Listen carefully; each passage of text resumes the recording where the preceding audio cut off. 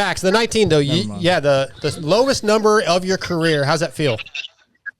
Yeah, pretty good, especially where I had to come from last year and just all the adversity and stuff I had to get through with developing that handbrake and everything else. So, I mean, actually it's unreal to think that I've gotten 19 after that, and even getting my first podium after such a, just where I started was just so far from where I was before I got hurt, and just to start that far back and be able to climb as high as I did just in 1 year. I mean, I'm pretty looking forward to next year, considering that I've got it pretty figured out now. Okay, so I do want to get to next year, obviously, but that's a good topic. I was actually talking to my friend, Kellen Brower, a little while ago, and he said that's a really good topic, right? Coming into last year, not knowing how your season was going to go with the lack of feeling in your right leg, trying to adjust to a handbrake. Your expectations were probably all over the place. You had no idea what to expect. So to come out with that 19th, that almost is like a win. It really was.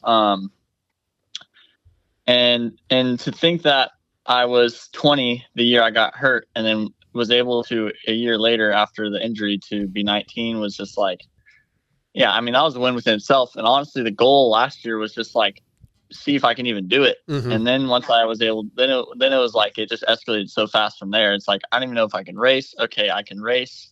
Then we had problems with the bike, and then it's questioning again, man, can I figure it out? I don't know. And then it got to the point once we got onto that new handbrake system with just the regular clutch at Daytona is when things started to really take off. And then it was only, a few weeks after that, I got my first podium. So I don't think any of us are giving you enough credit.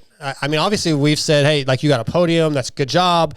And we had you on right after that podium, but I don't know that any of us really fully appreciate how difficult of a season you had to have had just figuring that out. Like, that's the first time really anybody's ever done that in Supercross, and having club help you develop that and going through different iterations. Is that the right word? Iterations of the handbrake. Like, you really did overcome a lot to finish healthy, other than SMX. We'll get to that. But I mean, your season was good. It's super impressive. It was a good season. I mean, it's crazy to think that I actually did overcome all the adversity and got to where I was.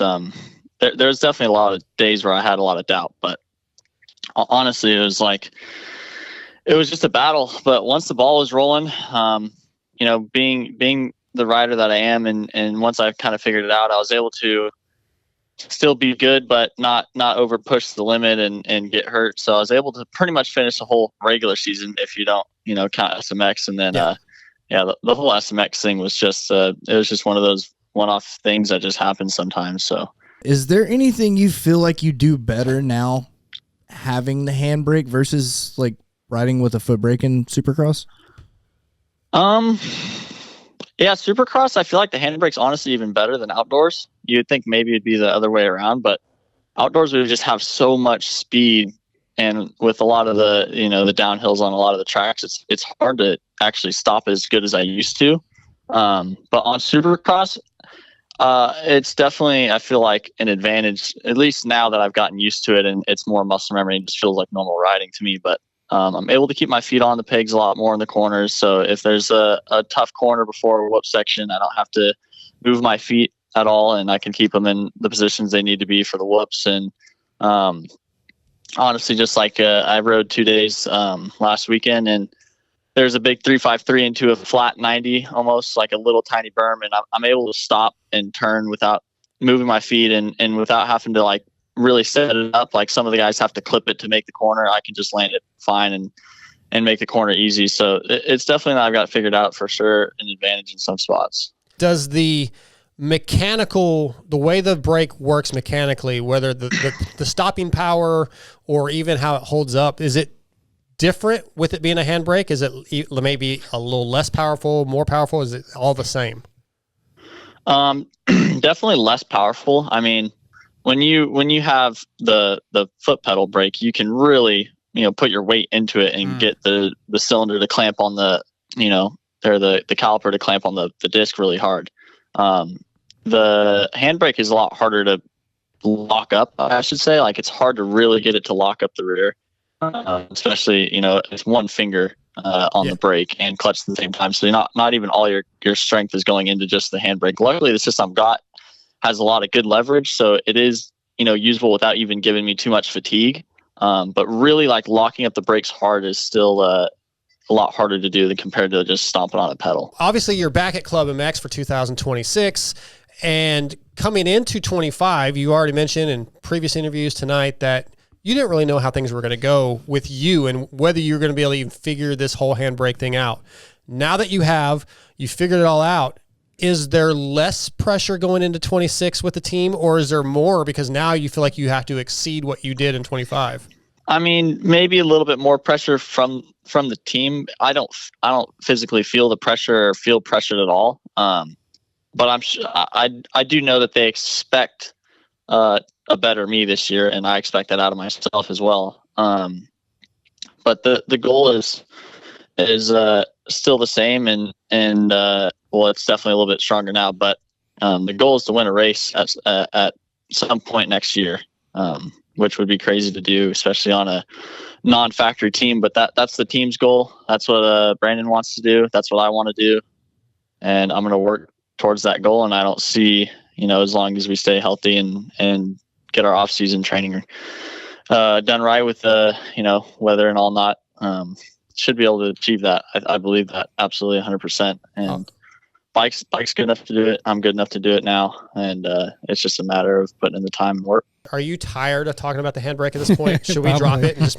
find something else to focus on? Yeah, I'm not tired of it, but it is a lot of the questions. But it is, I've already expected that was going to be pretty much, I'm going to be asked that probably the rest of my career. So when you're the only guy doing something, yeah. Do you feel any nostalgia or pressure or excitement to run the same number as your dad, or does it really kind of past 7-11? What does it matter?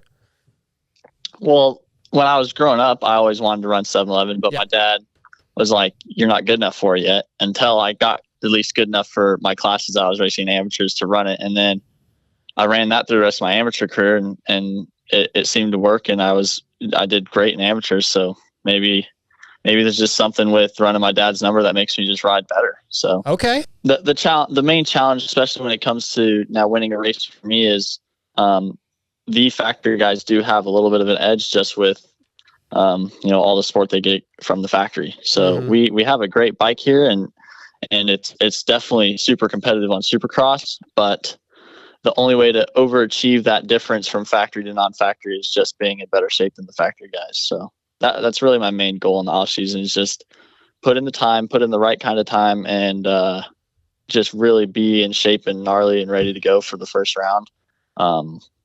I'm kind of shooting for West. I don't know yet. It just depends how the team can operate over there, because I would like to stay on the West Coast for the West Swing, but it is nice being on the East Coast if I have to stay East Coast. You mentioned the injury, the dislocated elbow. How gnarly was that to recover from? I don't know. Do you feel? Should we blame Deegs? Are we going to blame Deegs for this one? I don't know, man. He it sucked. It was a chain reaction, but yeah.